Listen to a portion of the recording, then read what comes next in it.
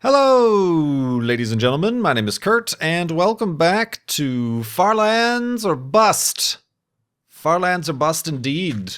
We are in our luxury underground hidey hole here that we made.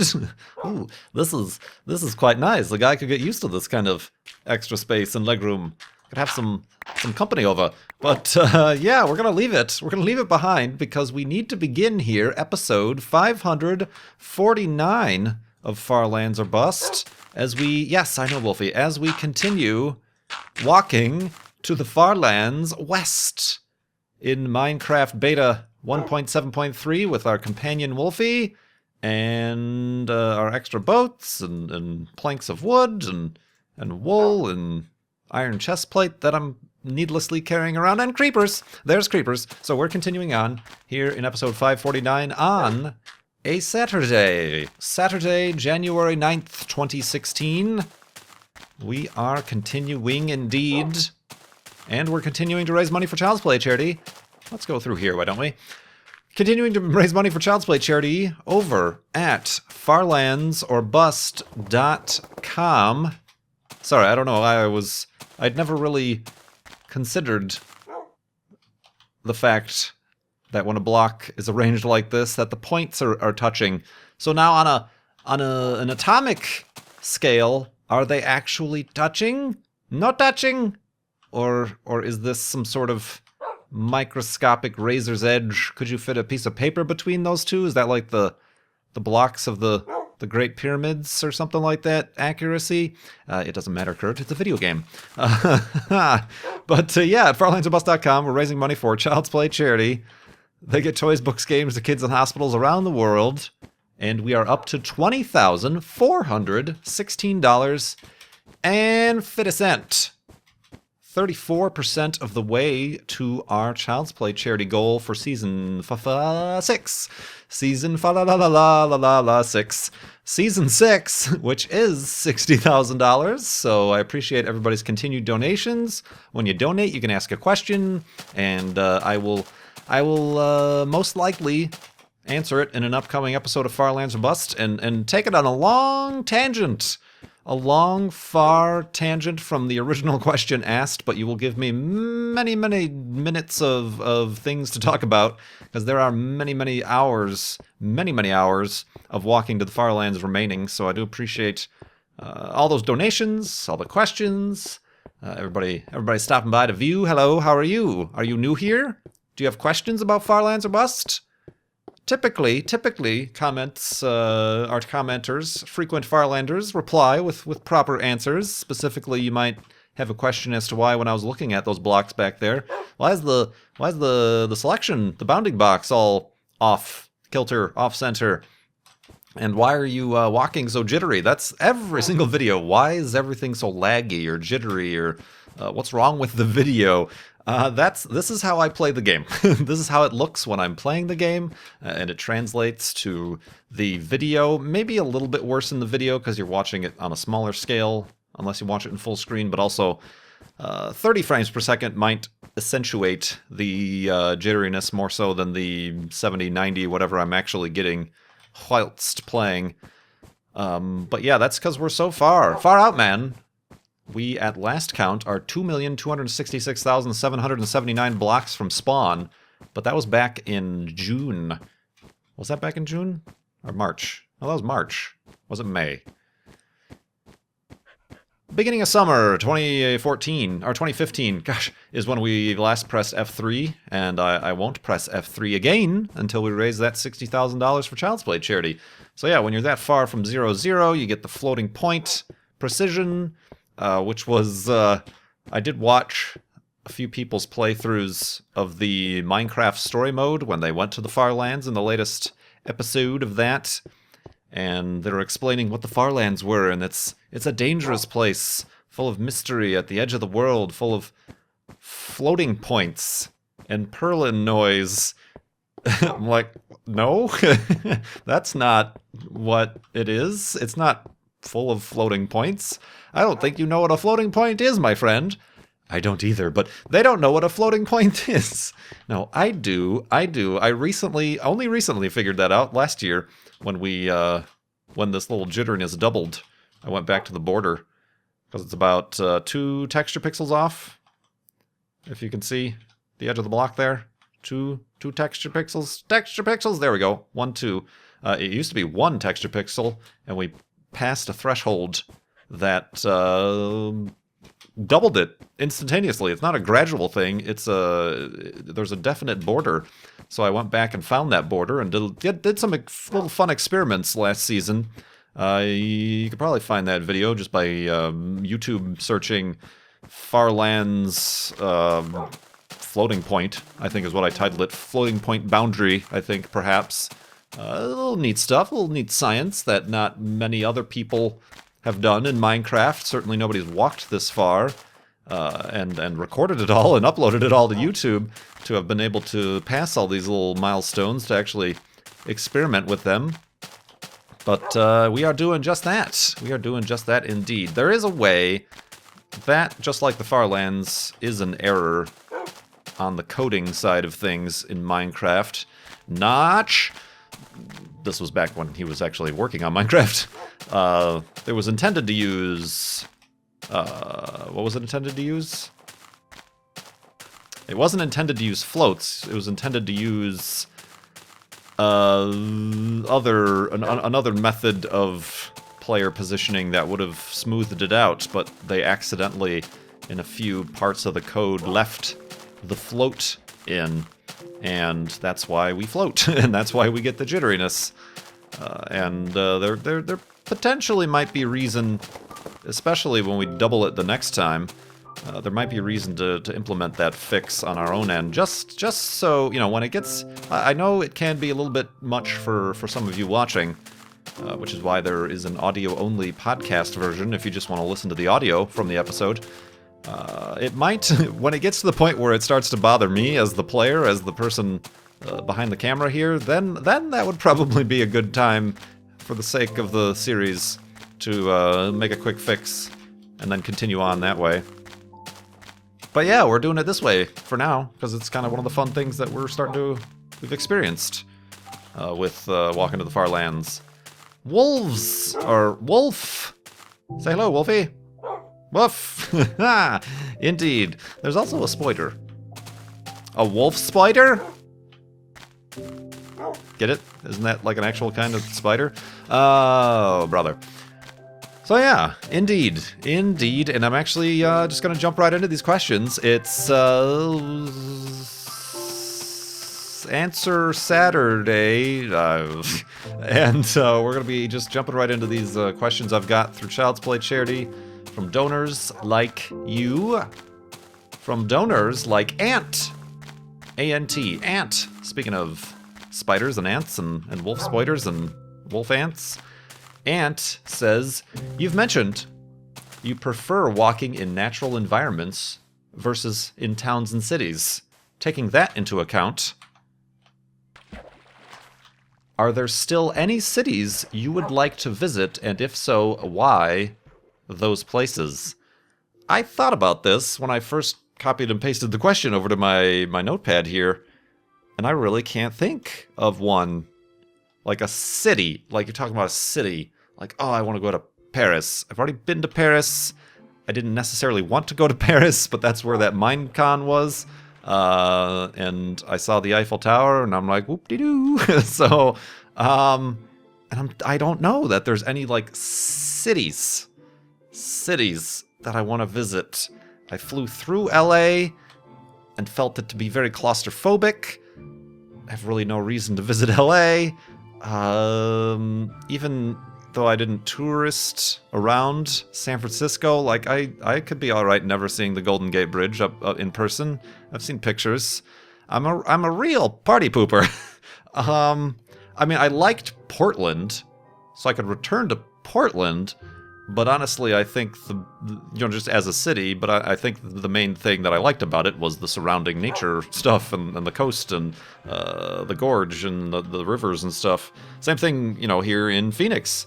I moved to Phoenix, not because I like Phoenix. There's things to like about Phoenix that I've found since living here, but I moved here because I like the weather, the environment, the nature, the proximity to parks and Grand Canyons and things like that. So I'm trying to think if there's a city, and I cannot think. All of my lists of places to go are all based around the natural environments. Like, okay, go to California, but do Yosemite or the Redwoods. Go to Australia, not for Sydney or anything like that, but for the different wildlife and hiking and environments around there, and the oceans and the coast, and do some great white shark watching or something. But I really can't think of like a city or anything that I can. Yes, I want to go for the city to experience this town or this architecture or this specific place.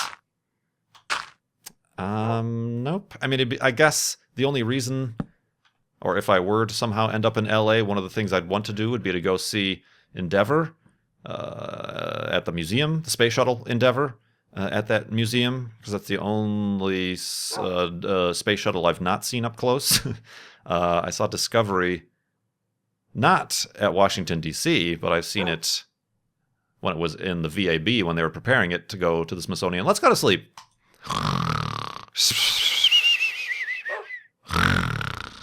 And awakeness. All right, yeah, I saw all these skeletons and stuff spawning, and I'm like, I should stop talking and sleep.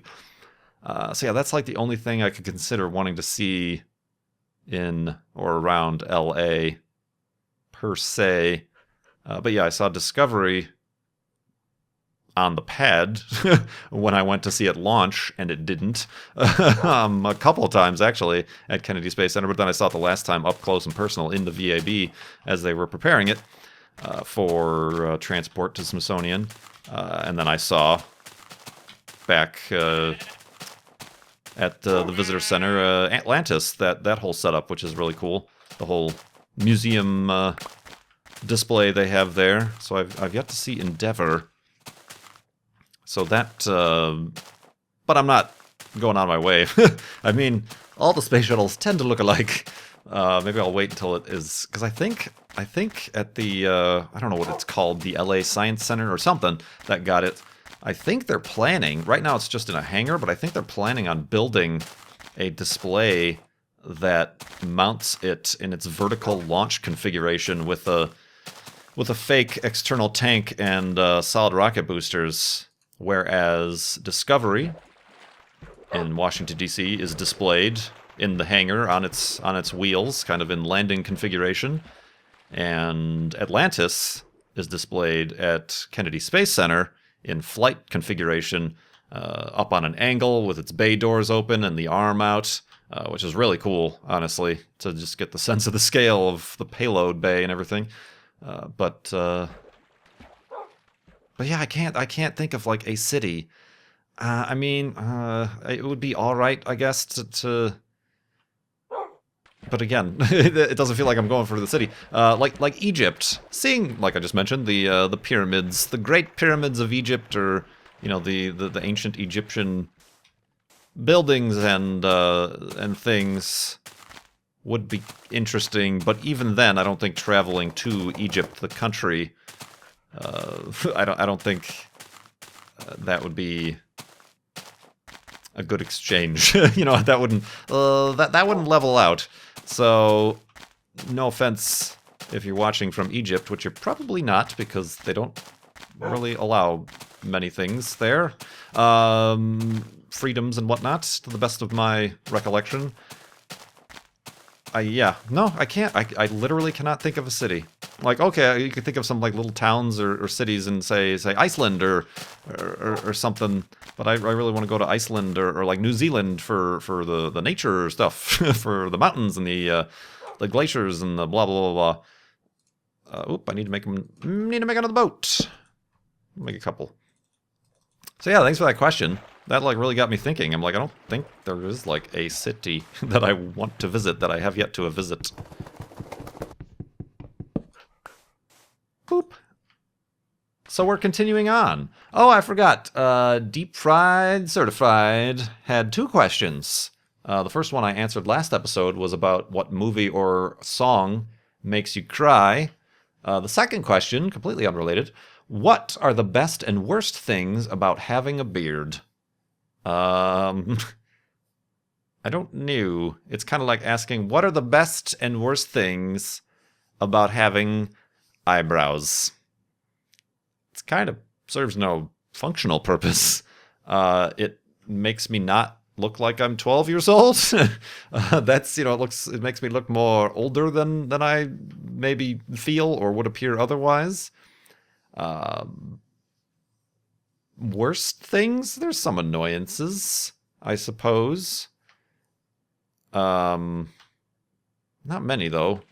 It is, people will like want to grow a beard because, oh, I'm lazy, I don't want to shave all the time. Well, actually, it takes, in my estimation, it's actually more work to maintain a beard or any sort of facial hair than it is to just completely clean shave it off. You can just go and you're done with it, as opposed to with the beard, you got to be trimming it. Otherwise, it looks all ungangly and unruly and unkempt. You gotta trim very carefully. If you mess up, then everything's all lopsided or whatever, and stuff like that. I have an unfortunate habit. I've gotten better with it. Look at that floating tree. It's just up there floating on its little block of dirt. Floating tree. Good old floating tree. Tree J float. Oh man, good times. Good times indeed. The sky here is rather purple, is it not? Stop being so purple, Sky. Woof. Yeah, Wolfie agrees. Whoa, I turned myself around looking back at him. Say, oh, I have a habit. Sorry, I got a little bit beside myself. Of, like, twirling. Or just kind of manhandling my whiskers. I've been doing it a lot to my moustache lately, as opposed to, like, my chin. And then I end up, like, finding myself pulling hairs out in some sort of nervous, anxiety-driven tic or something like that. And I'm like, and every time that happens, I'm like, I'm making my beard thinner and thinner and more unruly and unkempt. Look at that tree. Bye, tree. Have a good time on your journeys. I will have a good time on mine. So yeah, that's like the only annoying thing, but that's more my own thing. It really isn't in particular to beard ownership as a whole. But yeah, thanks, Deep Fried Certified, for those questions. Sorry, I kind of delayed that second part there. We have, however, other questions from Z-Car. Z-K-A-R-R. Z-Car. Have you ever considered turning the Cavalier into a track car, either autocross or rallycross? There's a Top Gear episode about cheap rally cars, which is cool. Cone Dodger and possibly others have suggested this as well. Oh, you could turn it into a chump car or whatever. There's little race things. One of them's called like the 24 Hours of Lemons, where instead of Le Mans, it's lemons, like really crappy cars. Like your car has to be, I've looked at these things, and your car has to be in total worth less than $500 or something like that, and blah, blah, blah, blah, blah, in order to race it. And yeah, there's a lot of Cavaliers and old front-wheel drive coupes and stuff like that participate in that. It would be neat, but I don't have space. For those just joining us, I have an old 2004, it's good condition, it's less than 100,000 miles, 2004 Chevy Cavalier, two-door, automatic transmission, but manual windows and locks car that I got after graduating. It's been with me for a long time, and it followed me here to Arizona, but it's since been replaced with a new Subaru Crosstrek, and I still have the Cavalier for reasons, and people are suggesting I do something with it. I don't have room for like a race car in my garage. Specifically, if I was to like make it into a specific one of these race cars or dedicated autocross car or chump car or whatever, there's a lot of rules with some of them, like, oh, you got to remove all the windows except the windshield and put a roll cage in it, and it would essentially make it not street legal anymore. And in addition to not having room for a quote-unquote race car in my garage, I don't have room for a trailer or a truck either to carry around this dedicated raced car. The autocross stuff, I've looked into that. I mean, I could just do that for fun.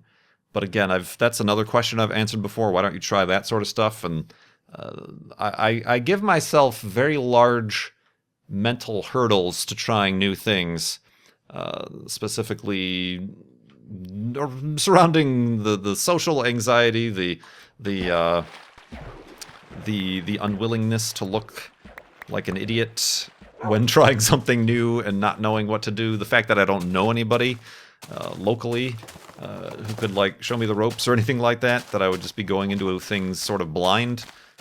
So yeah, I don't think that's gonna happen. I'm gonna keep it. Maybe, I only registered it here in this state for a year, till the end of the registration, and then like I said, it's got less than 100,000 miles. Those runs all right, and the only thing like visibly wrong with it is the little plastic on the interior A-pillar covering has come loose and is kind of dangling there, and I can't reattach it because it was attached via plastic clips that broke, and there's no like way to. I'm thinking maybe I could like drill a screw in somewhere, but I don't know if there's like anything behind there that I gotta worry about. I don't know. That's the only thing like physically wrong with it. There's a little bit rust because it is from Illinois. It's been through 10 winters. A little bit of rust on the front tip of the hood. But nowhere else. A couple scratches, a couple dings and dents. It's got some hail damage that happened a couple years ago. But, yeah, nothing major. It still drives fine. It's got brand new brakes I put on it. So, yeah, I'm thinking, for ease, I'll probably see what CarMax will give me for it. I don't know. Maybe they'll give me like 2,000 maybe. Maybe I'm being optimistic. I don't know. Or I really don't want to sell it. I've never sold a car on my own. I don't want to sell it on like just to somebody. I could see though, maybe I've seen similarly conditioned ones for like 3.5, maybe 4,000. I don't know. I honestly don't know. That just seems like too much of a hassle to deal with people. Nuts to that. So yeah, I'm thinking of selling it and then taking the money instead of turning it into a fun autocross junk car. And then using that money to go towards an actual fun car, classic car, classic-ish car, fun car, to actually have fun with. Still probably not to like enter into autocross or race events or anything like that, but just like a nice first car to learn on, sort of thing, right? All right, Wolfie? Yeah, he agrees with that. So that's what I'm doing, because Wolfie said so. And we're going to sleep.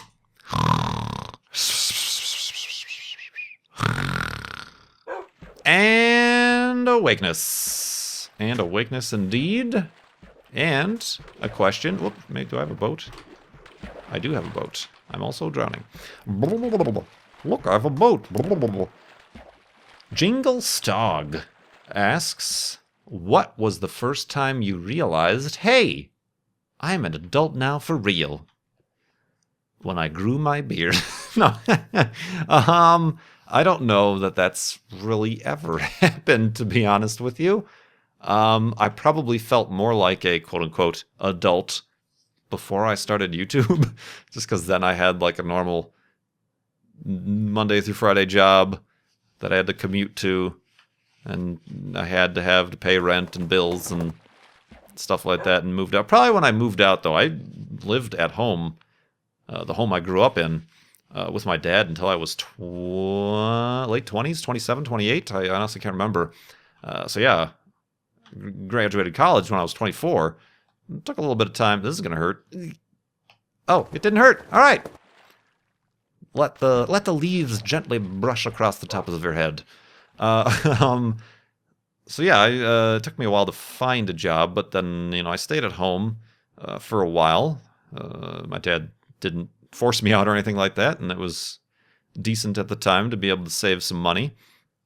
And, yeah, it probably wasn't until, but at the, even though I could have stayed, and he didn't say I had to leave or anything like that. I just decided I kind of needed to, I needed the independence that I'd never had, because I I lived in a dorm when in college, so I never like lived in an apartment on my own. I never blah blah blah blah blah paid bills and rent and stuff like that. So while completely and utterly thankful to my dad for still having me at home, rent free and whatever, it was time. I had the itch to get out, and so I did. So I did. And I rented a place for a while before then getting the other place that you guys know with the garage door noise. But yeah, that's probably that was probably the first adult step I took. But I still don't feel like an adult. I sometimes feel old, specifically in doing this YouTube gaming thing, because looking around, the broadcasters on Twitch or the channels and the popular videos here on YouTube, I'm, a whole decade the senior of many of those folks, and many, many hairs on my head less than a lot of those folks, and that's a little bit like, I feel like I belong kind of to this community, but then again, I don't, because I feel like. And, there's obviously a lot of us in Mindcrack, and a lot of folks you've come to know are of my similar age, too. So there's kind of a bridge there, but I don't know. I just don't feel like I belong, theoretically, when looking at the whole picture. So, yeah, I don't know that I still do. I don't know that I want to. I don't know that it's possible. I mean, I still look at, like, my parents and stuff as adults, like when I'm around them or when I go back home, I still feel I revert back into maybe kid mode, and perhaps that's something to explore with some sort of therapist or something. I don't know. Perhaps it is something that is holding me back. I don't know. But yeah, I don't know that I've ever had any sort of moment of realization or elevation or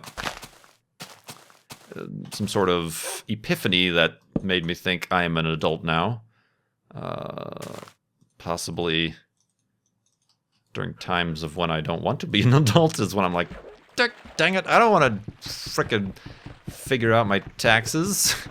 Stupid frickin' TurboTax. And so, yeah, I don't know. That's a tough question there you got there, Jolly Good. I don't know why I went British, but I did. So yeah, I'm an adult now for real. Well, maybe. Well, buying the Subaru was kind of the first.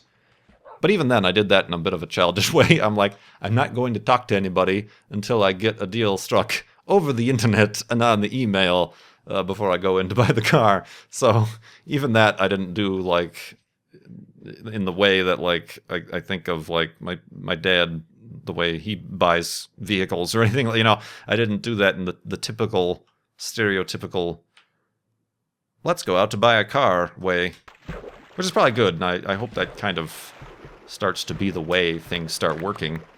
The dealerships and the industry has to adapt to the next generation, or else they will flail and fail, and we will say good riddance. Good riddance to you. Good riddance indeed. We will simply drive our 2004 Chevy Cavaliers until they disintegrate into the ground. Ooh.